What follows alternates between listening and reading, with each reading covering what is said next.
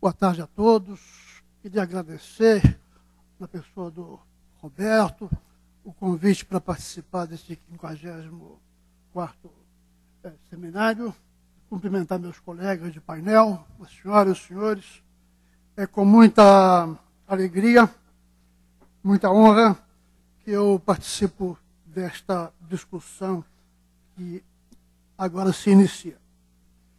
Nós, na nossa divisão do trabalho, ficou estabelecido, tendendo ao temperamento de cada um, naturalmente, ficou estabelecido que eu começaria por uma visão mais global, mais geral do processo político. E, em seguida, os meus colegas abordarão outros aspectos. Eu não estou 100%, eu diria nem 80% convencido de que o processo eleitoral já está decidido, mas como há, no momento, uma tendência a crer que está e que o próximo presidente da República será uma mulher, eu vou dar isso por assentado para que nós possamos prosseguir na discussão. O que eu quero expor tem um pouco a ver com esta questão prévia, mas não totalmente. Se me permitirem uma introdução ligeiramente acadêmica, eu queria lembrar aos senhores que na Grécia de antigamente, 500 anos antes de Cristo, não havia consultores políticos como os três que estão aqui, e nem sempre os reis ouviam os seus conselheiros. É por isso que na tragédia Antígona de Sófocles, o rei de Tebas, Creonte, diz o seguinte: não se pode prejulgar um homem, dizer do seu caráter e do que ele pensa, enquanto ele não mostrar quem é, ditando leis. Então, a nossa pretensão de adivinhar o que se passa a partir de 1º de janeiro tem que ser matizada e descontada por essa dificuldade. Né? Nem sempre nós podemos prever ou prejulgar as coisas. Em Roma, alguns séculos depois, as coisas melhoraram para pessoas como nós, e nós já não morreríamos de fome, porque lá havia a figura do Augur. Né? O Augur era um adivinho, uma mistura de feiticeiro com adivinho, que lia o futuro político, o futuro militar, nas entranhas de certos animais, e pelo voo de certos pássaros, por exemplo, os tucanos. Né? Então já se aceitava a ideia de alguma previsão. Nesta sessão, nós iríamos debater os programas formalmente apresentados pelos candidatos. Mas constatamos que eles não são com uma boa base de análise ou de previsão, pela singela razão de que não dizem praticamente nada ou nada a respeito do setor. Então, a única maneira de nós fazermos essa análise e tentarmos extrair algum conteúdo, alguma tendência, é, naturalmente, encadeando fatos. Né? Cada analista encadeia os fatos que escolhe de uma certa maneira e, a partir deles, tenta extrair uma tendência. É isso que eu pretendo fazer aqui. E o meu encadeamento, os fatos que eu encadeio e a maneira pela qual eu os encadeio,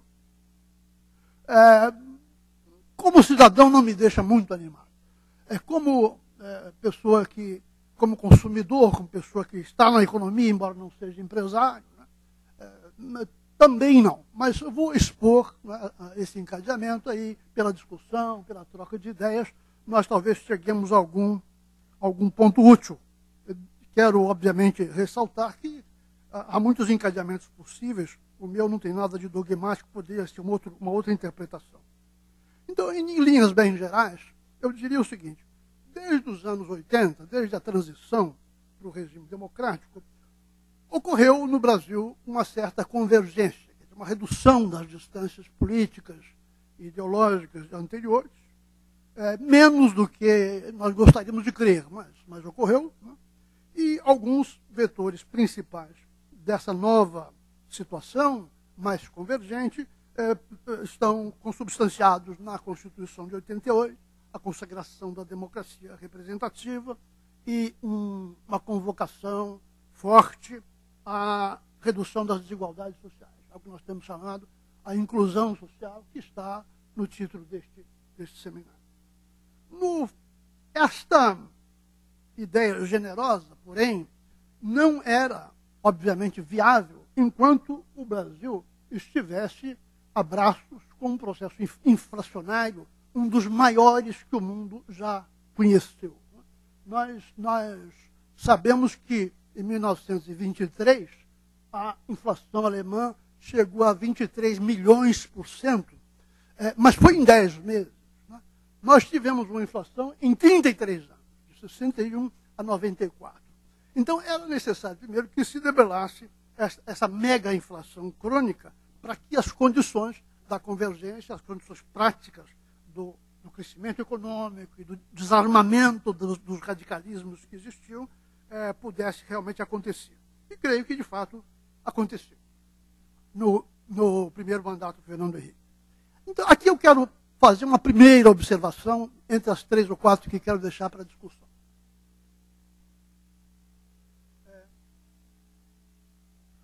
O presidente Fernando Henrique, assim como o atual candidato José Serra e todo o PSDB, eu creio que são frequentemente mal compreendidos ou incompreendidos por uma razão singela. Essas coisas que o peixe não vê a água. Muitas vezes nós nos esquecemos de olhar o conjunto e não interpretamos direito o que acontece com uma parte dele. É preciso lembrar que no Brasil não existe um partido, eu não vou usar a palavra direita, um partido liberal, uma força política liberal. Existe um pensamento econômico liberal em alguns institutos, empresariado, academia. Existe liberalismo político como tradição importante, mas não existe, do ponto de vista econômico, uma organização que advogue efetivamente com força política uma economia de mercado. Com os pré-requisitos disso, no que se refere ao ambiente de negócios, à tributação e a tudo que vai junto aí nesta equação. O PSDB, na verdade, desempenhou os dois papéis.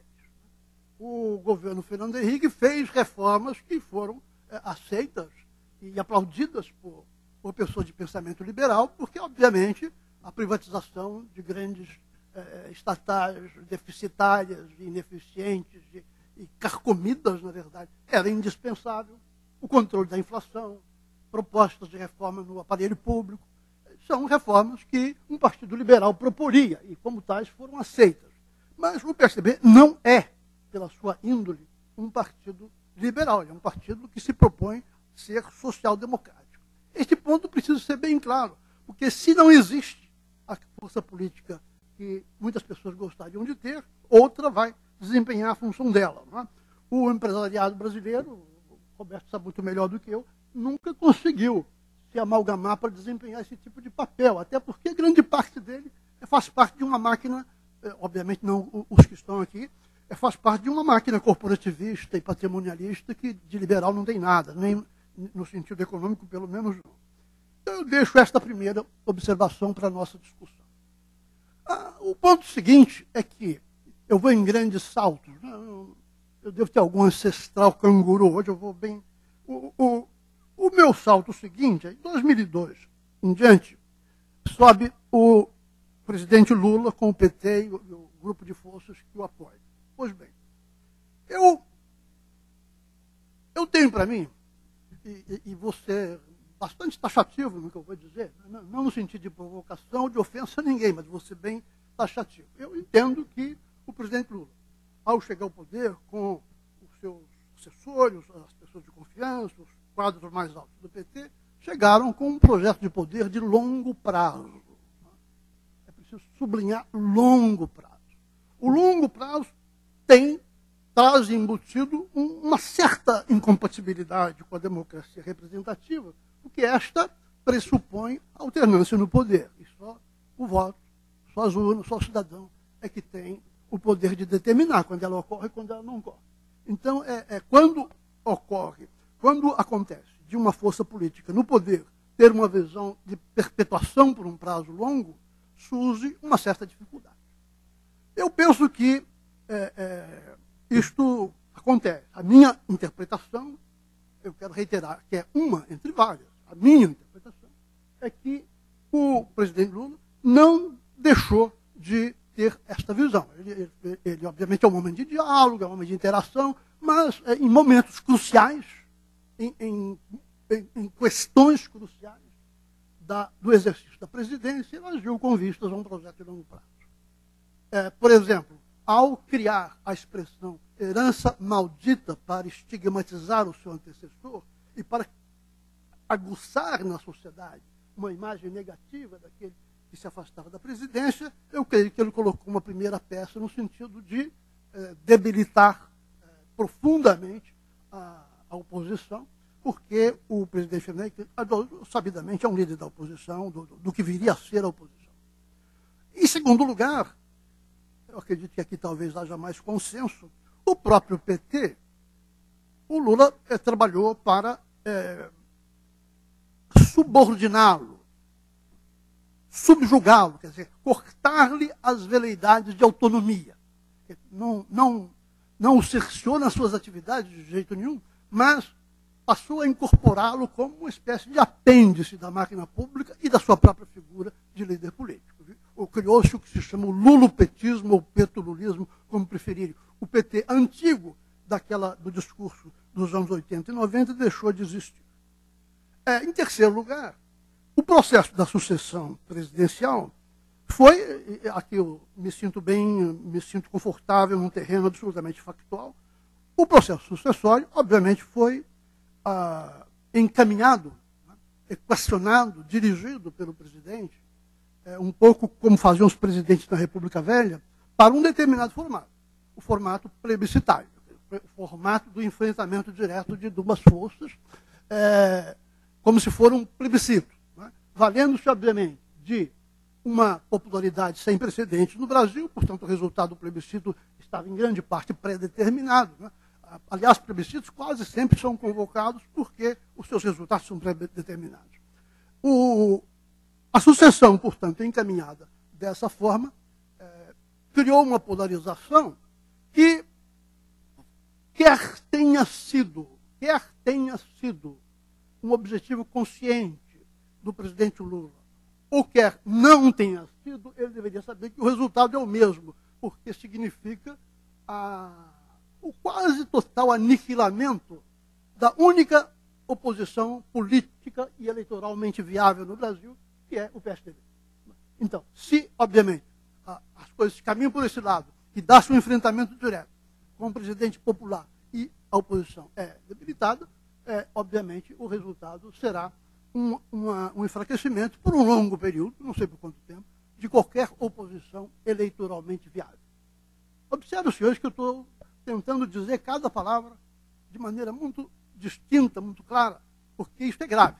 Não é? O que eu estou dizendo aqui é que o que nós chamamos de mexicanização num país não precisa ser uma coisa truculenta e rombuda, como foi no México desde os anos 30. Né? Eu acho que nós estamos entrando numa fase, se de fato a candidatura oficial vencer, e a maioria dos governos estaduais também haverá a vitória da coalizão determinante, os partidos da coalizão farão uma maioria ainda maior do que a atual, aprovarão com muito maior facilidade reformas que convenham ao governo, no Senado e na Câmara. Portanto, será uma situação de hegemonia de tal ordem que, por muito tempo, não haverá oposição capaz de contrastar, no plano político e eleitoral, esta situação.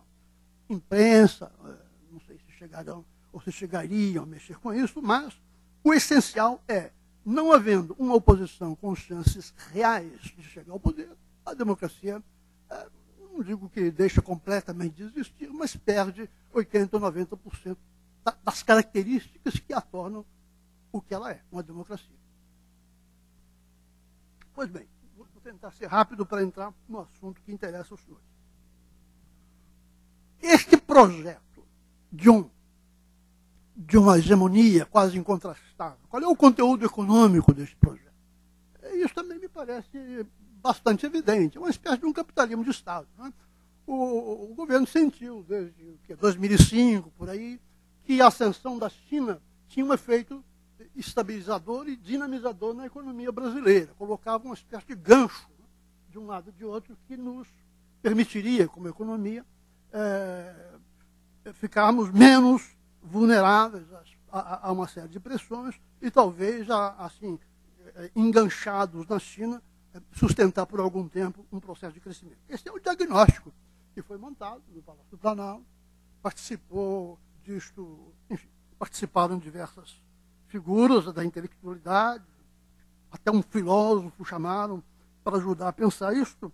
Este capitalismo de Estado caracterizar-se, ou se caracteriza, pela criação, inclusive com financiamentos pela metade do custo, através do BNDES, de mega empreendimentos, né?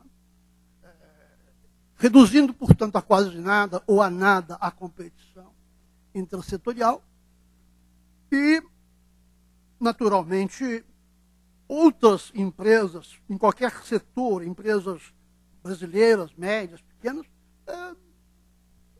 no essencial se transformariam em fornecedores desses mega conglomerados. Esse me parece ser o contraponto econômico ao que eu chamei de uma espécie de mexicanização autoritária. Muito bem. Isto posto, o que nós podemos falar das candidaturas? Do Serra, eu, de certa maneira, já deixei implícito, mas eu vou falar porque eu não acho que seja segredo do Estado. O Serra é visto como centralista, concentrador, estatizante, o meio financeiro morre de medo dele. Não vou dizer que sim nem que não. Né? Ele foi essencial na privatização da Vale do Rio Doce, por exemplo, coisa que muita gente não sabe. Né? Me parece um economista, não estou me referindo ao antigo Serra da Cepal, me parece um economista, um governador muito mais pragmático do que as pessoas pensam. Mas isso não vem ao caso, porque a imagem pública criada em torno dele é esta, e é ela que vai funcionar na eleição. A visão da doutora Dilma, eu não a conheço pessoalmente, não vou ser leviano. Pelo que a ouço dizer, e por alguns atos, por algumas decisões de que ela participou, me dá a impressão de uma pessoa muito mais ideológica, ideologicamente concentradora e ideologicamente estatizante. Podíamos lembrar a quase ressurreição da Telebrás, podíamos lembrar o lançamento a toque de caixa em termos absolutamente inconvenientes da usina de Belo Monte, e podíamos lembrar principalmente o projeto do pré-sal, que além de concentrar poder numa escala absurda, né, na máquina estatal, através da Petrobras, será também centralista no sentido federativo, porque não vai redistribuir sob a forma de impostos um montante significativo, né, aos estados e municípios. A base de poder parlamentar dessas duas candidaturas, o Serra teria como núcleo o PSDB e o Democratas, que não são maravilhas, eu não sou ingênuo a ponto de achar que há partidos bons no Brasil. Aliás, eu sempre escrevi isso desde jovem, mas sempre escrevi que não havia, que dificilmente haveria, mas eu faço a ressalva de que, bem ou mal, eles apoiaram o governo Fernando Henrique nas reformas que ele tentou fazer, que foram levadas a cabo, algumas delas muito boas. Né?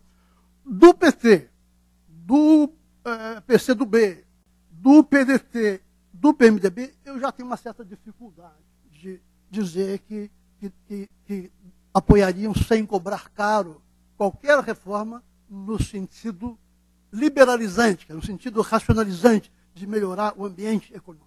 Eu tendo a duvidar muito que se faça com este apoio parlamentar uma reforma previdenciária, uma reforma das relações trabalhistas, ou o que seja. Duvido muito. Uma reforma tributária eu acho que vai ser necessário haver, mas eu li o documento aqui do setor de telecomunicações, conheço praticamente nada do setor, tenho dificuldade de acreditar que os anseios sejam inteiramente atendidos, mas isso eu sei que vai ser abordado em seguida pelo Murilo e pelo Carlos. Então eu deixo para lá. Por último, não é? Eu imagino que uma presidência, um presidente da República, que esteja com toda a sua prioridade centrada na criação de mega oligopólios, a ponto mesmo de trazer impostos via Tesouro para o BNDES para botar 6% das empresas, eu tenho dificuldade de ver como isto vai combinar com uma relação política, uma relação de poder que não se dirige aos cidadãos individualmente, como ocorre num pensamento democrático representativo. Ela se dirige a movimentos sociais, a corporações. Não é? Bom, é claro, o Lula está dizendo que vai ser uma espécie de coordenador de tudo isso para não haver muita turbulência. O que também me preocupa um pouco, porque só este mês o Lula já se colocou numa posição semelhante à do padre Cícero umas 3 vezes. Né? Ele é uma espécie de representante de Deus, é o pai dos brasileiros, a Dilma é a mãe dos brasileiros. Então eu temo, eu realmente temo, né? Eu estou brincando um pouco aqui porque o tempo é limitado, eu temo que os próximos 4 anos não sejam tão favoráveis, tão criativos, tão inovadores do ponto de vista do ambiente de mercado, dos investimentos, da modernização, como eu gostaria que fosse e como eu estou absolutamente seguro que os senhores gostariam que fosse. Muito obrigado, então, pela atenção de todos. Era isso que eu queria dizer.